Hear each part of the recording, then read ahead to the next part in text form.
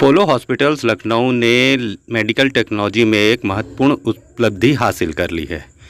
Apollo hospital ने देश के सबसे advance robotic surgical system 5th generation da Vinci XI surgery की सुविधा उपलब्ध कराई है। अपोलो हॉस्पिटल की इस उपलब्धि के साथ उत्तर प्रदेश में सर्जरी के क्षेत्र में एक नए युग की शुरुआत हुई है। अपोलो हॉस्पिटल्स NCR को छोड़कर पूरे उत्तर प्रदेश में da Vinci XI robotic surgery शुरू करने वाला पहला अस्पताल है। इस अवसर पर da Vinci XI surgical system के बारे में बताते हुए अपोलो हॉस्पिटल लखनऊ के MD व CEO डॉक्टर मयंक सोमानी ने कहा कि दा विंची सर्जिकल सिस्टम ने लगभग 3 दशकों से रोबोटिक असिस्टेड सर्जरी में अग्रणी भूमिका निभाई है और दुनिया भर में करीब यह 1,40,00,000 से अधिक सफल सर्जरी कर चुका है। हम इस क्रांतिकारी तकनीक को उत्तर प्रदेश में लाकर बहुत उत्साहित हैं। इससे जटिल सर्जरी को अधिक सटीकता और कम चीरों के साथ करने की हमारी क्षमता बढ़ेगी।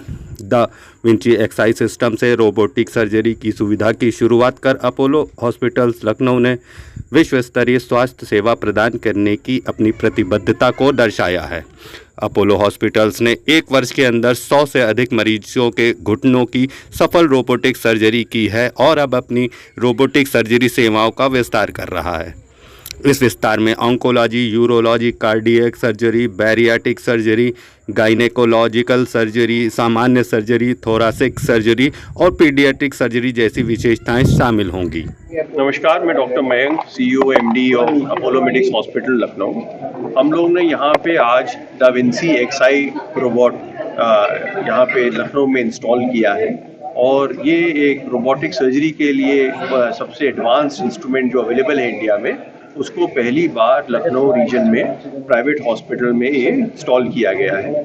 इससे रोबोटिक सर्जरीज की जाती हैं जो कि बहुत ज़्यादा अच्छे प्रिसिजन, बिल्कुल सटीक सर्जरीज जो होती हैं उससे ये किया जाता है। ये इस रोबोट को उसके लिए यूज़ किया जाता है। जो हर प्रकार की सर्जरीज, जो दिल की सर्जरी, गुर्दे की सर्जरी, प्रोस्टेट की सर्जरी, आंतों की सर्जरी, लंग्स की सर्जरी, सो हर हिस्से की सर्जरीज पॉसिबल हैं, जो कि कई सर्जरीज रहती हैं जिनको कि पहले इवैल्यूएट किया जाता है कि ये रोबोट से संभव है कि नहीं संभव है जिस हिस्से की, और जो संभव होती हैं वो इनसे की जाती है। हाँ, ये मच मोर सेफर है।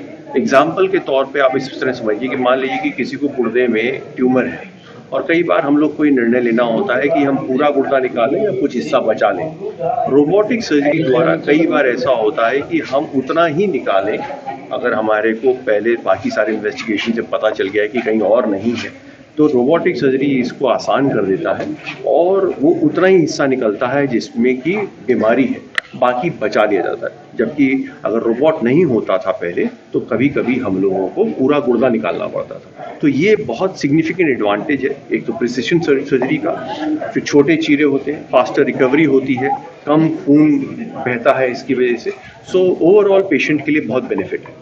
सर, ये बताइए कि NCR के बाद उत्तर प्रदेश लखनऊ में ये टेक्नोलॉजी आ रही है। प्रदेश का एक बड़ा जो हिस्सा है वो नॉन मेडिकल प्रोफेशन से जुड़ा हुआ है, तो उसको इसके लिए अवेयरनेस कैसे लाएंगे कि ताकि वो खुद जो है इसको अडॉप्ट कर सके, इसके बारे में जान सके और बिना किसी डर के जो है वो हाँ कर सके। सर, इसका सबसे बड़ा जवाब तो आप ही के पास है। मीडिया ही हमें हेल्प करता है, जो कॉमन मैन को और लोगों को बताता है, लेकिन हम लोग we will hold patient education के लिए जो है हम कॉन्फ्रेंसेस करेंगे, वेरियस समाज में जो है जो तरीके हैं बताने के, तो कैंप्स करेंगे। तो इस तरह से हम इस चीज़ को ज़रूर पूरे प्रदेश में बताया जाएगा कॉमन लोगों को कि इससे क्या फ़ायदे हैं। क्या फिलहाल कोई सर्जरी खर्च कितना आता होगा? देखिए, रोबोट जो ये एक काफ़ी महंगा इंस्ट्रूमेंट है, लेकिन हम लोगों ने क्या किया है कि जो मूल खर्चा है सामान का, केवल उतना ही ले रहे हैं। ये डिपेंड करता है कि किस मरीज में कितना सामान यूज हो रहा है। तो मान लीजिए कि ये कभी खर्चा 1.25 लाख रुपए होता है, कभी एडिशनल अगर उसमें और इंस्ट्रूमेंट्स यूज होते हैं तो जितना इंस्ट्रूमेंट का खर्चा होता चला जाएगा, तो बिटवीन 1 and 2 लाख का रुपीज़ का एक्स्ट्रा खर्चा होता है जो नॉर्मल सर्जरीज होती हैं उसके। ये XI जो है वो इन लोगों का लेटेस्ट और मोस्ट एडवांस्ड रोबोट है, जिसमें कि आर्म्स का मूवमेंट और जो उसका विजन है और जितना और स्मॉलर इंस्ट्रूमेंट और इंस्ट्रूमेंट के जो तरीके हैं वो काफ़ी ज़्यादा एडवांस्ड हो गया है।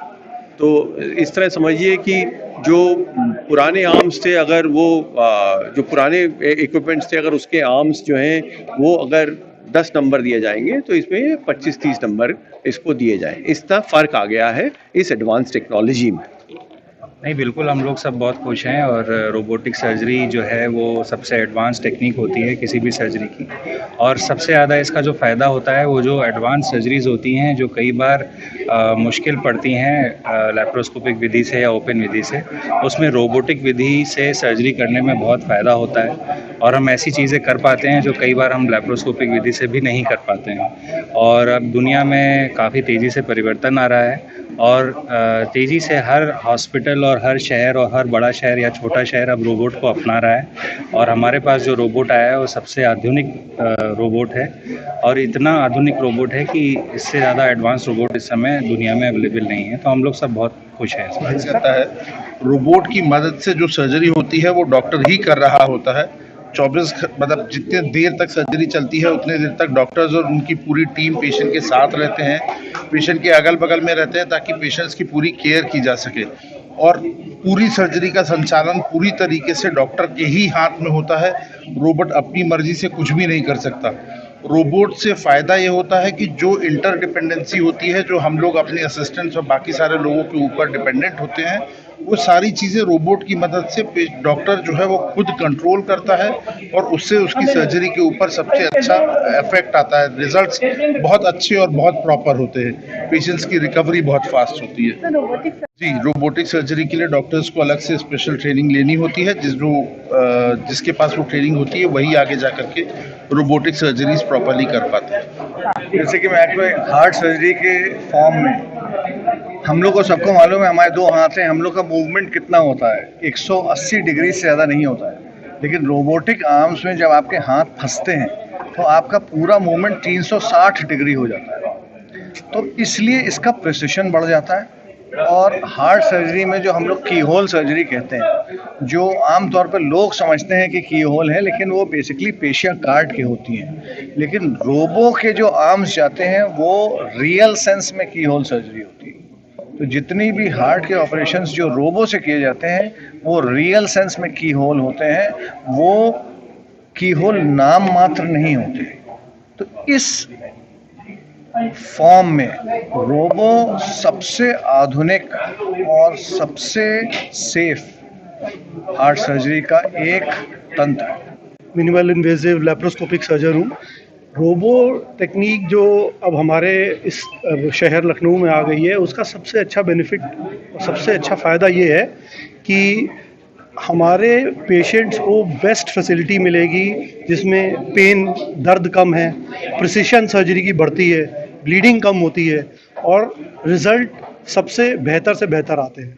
तो सर्जरी के जो डर होते हैं वो इस प्रिसिशन इंस्ट्रूमेंट से कम हो जाते हैं। कंडक्ट सर्जन ही करता है, लेकिन बेनिफिट पेशेंट को पास ऑन होता है कि दर्द कम है, ब्लीडिंग कम है और सर्जरी की प्रिसिशन बढ़ जाती है। यही सबसे इसमें फ़ायदेमंद चीज़ है और जो हम पब्लिक को भी पास ऑन करेंगे, क्योंकि हमारे पास ये इंस्ट्रूमेंट उत्तर भारत में पहला प्राइवेट सेक्टर में आया है। तो ये ज़रूर बहुत बेनिफिट मिलेगा सारे पेशेंट्स को। अपोलो हॉस्पिटल्स के जितने पेशेंट आएंगे सर्जरी के, गैस्ट्रो सर्जरी के, उनको बहुत बेनिफिट मिलेगा, फ़ायदा मिलेगा।